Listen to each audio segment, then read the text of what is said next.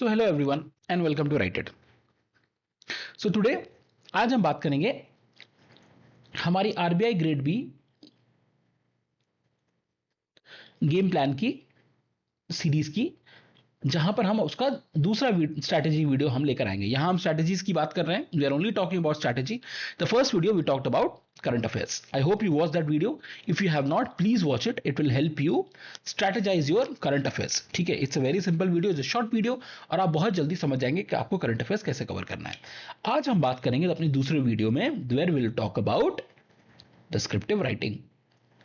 Again, descriptive writing का एक आप कहेंगे तो एक फियर बना हुआ है, या फिर एक हिंदी में कहते हैं ना हवा बना हुआ है, हवा बना रखी है लोगों ने।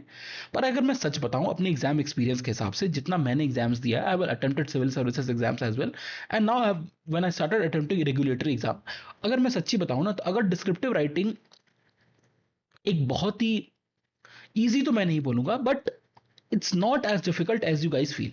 ठीक है, ये उतना मुश्किल नहीं है अगर आप समझ जाएं कि आपको डिस्क्रिप्टिव राइटिंग में करना क्या है।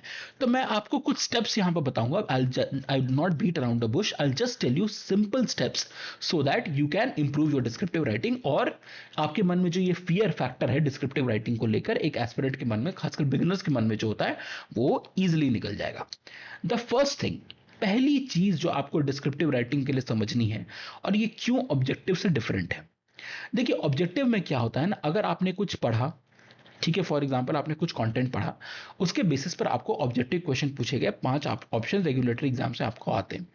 अगर आपको वो फैक्ट याद है, या फिर आपको आपकी थोड़ी बहुत भी अंडरस्टैंडिंग डेवलप हो गई है, तो आप उस आंसर को टिक करके आगे बढ़ जाते हो।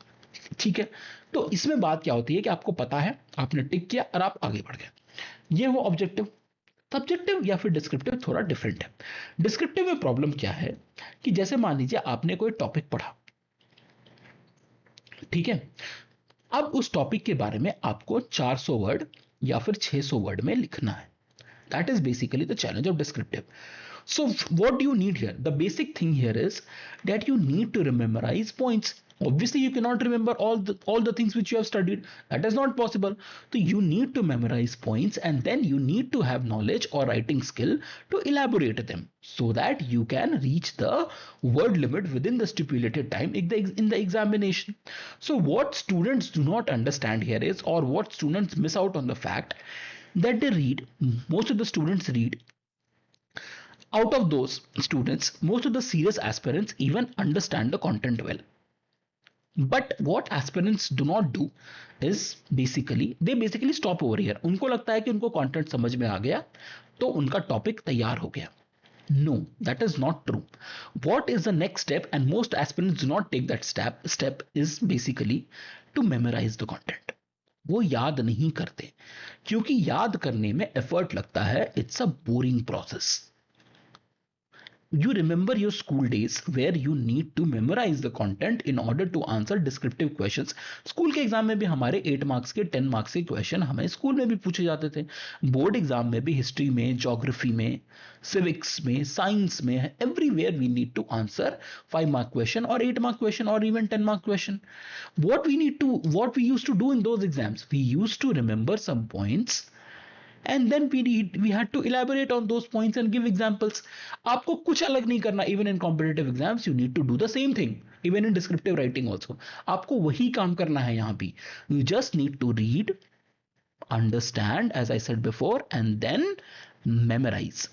While memorizing, please remember that you memorize the points well, and then you also have certain examples so that you can elaborate those points. ठीक है, तो पहली चीज जो यहां से निकल कर आती है कि हमें अपने कंटेंट को अच्छे से याद करना है. सिर्फ समझना नहीं है, उसको याद करना है. उसके पॉइंट्स आपके दिमाग में होने चाहिए. यू शुड हैव एग्जांपल्स, और ये सारी बातें आपके कंटेंट में हैं. The content which we deliver at righted, everything we include the points, we include the examples. What we expect from you guys that after attending classes and understanding them, you memorize those points. आपको वो चीजें याद करनी है, और memorisation का process थोड़ा boring होता है. आपको बार बार सेम चीज को पढ़ना होता है, तब जाकर वो चीज आपको याद होती है. ठीक है, तो पहली चीज मेमोराइज करना है. दूसरी बात और बहुत इंपॉर्टेंट बात, मेमोराइज करने के बाद आपको उसको लिखना है. You need to write it, and write it how, because you are attempting regulatory exams. please type it on your laptop/PC. Even you have a tab, you can connect a keyboard and type on your tab as well. ठीक है, अगर आपके पास PC नहीं है, laptop नहीं है, कोई बात नहीं है, आप एक सिंपल सा सस्ता सा कीबोर्ड खरीद लो, 800-900 रुपए में आता है एक कीबोर्ड, आप उसको खरीद लो, attach it to your tab and then you can write on your tab also. ठीक है, तो आपके पास कुछ कंपोनेंट होनी चाहिए जिससे आप टाइप करके प्रैक्टिस कर सकें, क्योंकि टाइप करने में in comparison to pen and paper you take generally people take more time. So here the more you type, there is also a concern within students that how should I improve my typing speed. You do not have to improve it by some other means, या फिर कोई ब्राह्मण आपको निकालना है या फिर कोई जंतर निकालना है जिससे वो इंप्रूव होगी. आप जितना कंटेंट को याद करोगे और टाइप करोगे with time you will improve your speed. आप क्यों धीरे लिखते हो? Because you keep thinking while you write. Once you keep thinking while you write, obviously your speed will go down. If you memorize it properly, you know what to write. If you have the points and you practice, you will eventually improve your speed. ठीक है? The third thing which you need to do is to minimize SPG. अब ये SPG क्या है? तो SPG है spelling, punctuation and grammatical errors. ये तीन चीज आपको कम करनी है. अब पूछोगे तो कैसे आएगा? देखिए, नेचुरली कुछ लोगों की इंग्लिश अच्छी होती है तो वो स्पेलिंग, पंक्चुएशन और ग्रामर के एरर कम करते हैं. कुछ अगर आपकी उतनी अच्छी नहीं भी है तो डरने की कोई बात नहीं है, आपको थोड़ा ज्यादा टाइम लगेगा उन लोगों के कंपैरिजन में हु हैव गुड इंग्लिश. ठीक है, तो what you need to do is your type your answers. आप इनिशियली वर्ड में ही टाइप करो. वर्ड में आपको आपके स्पेलिंग और grammatical mistakes, even punctuation mistake, the word will highlight. So you will see where are there, you will at least learn the patterns of your mistake. What are the places where am I making mistake? Once you identify this, once you practice, begin with word, eventually you can shift to notepad so that you do not know while writing what mistakes are you making. ठीक है, then after finishing an answer you can paste your notepad content again in Word so that you can see what mistakes you have done. So this is basically a process through which you can improve on your spelling, punctuation and grammatical errors. And trust me, those who get selected, they basically minimize it to zero. They make minimal spelling, punctuation and grammatical errors. ठीक है, जब ये चौथी चीज ये भी हो गई, then we'll come to the content of answer. The content of answer basically gets divided into introduction, body and conclusion. Again, it's a very simple what should I say, it's a very simple template. Whenever you are asked a question, you need to introduce the topic to the examiner. Through introduction, what we focus on, that we in the introduction part, we give the we give the examiner a look into the question so that he knows what we are going to talk about. He or she knows it. So here we should mention some report, some current affairs fact relating to the question which has been asked. Random facts or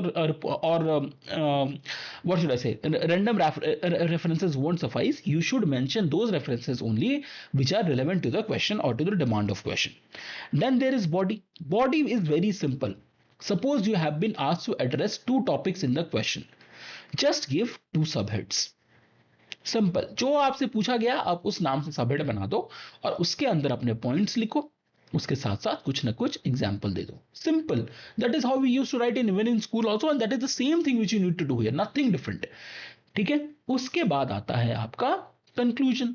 again you need to conclude on an optimistic note.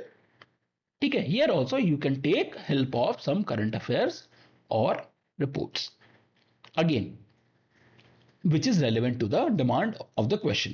आपको कुछ भी wire चीजें या फिर unnecessary चीजें नहीं लिखनी, because that is a big turn off for the examiner. अगर आप out of the context चीजें लिखते हो तो then the examiner thinks that you do not know the answer, you are just trying to fill pages or you are just trying to reach to the word limit. So that leaves a bad impression. आप उतना ही लिखिए जितना relevant है question के लिए. ठीक है, तो ये हो गया आपका बेसिकली आंसर लिखने का तरीका. How will you improve on this? Again, memorisation is the key.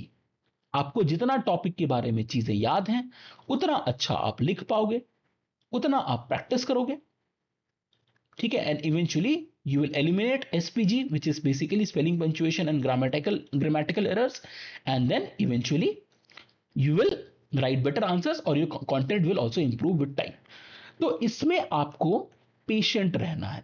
Patience is the key to achieve good answer writing skills. Just need to stick to the process.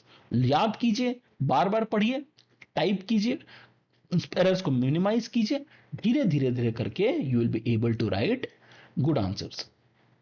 Your initial answers will be really bad. Initial 4-5 answers आपके अच्छे नहीं होंगे. You will make a lot of mistakes, you will feel embarrassed, you will think यार I am not able to write, but that is the stage we need to cross.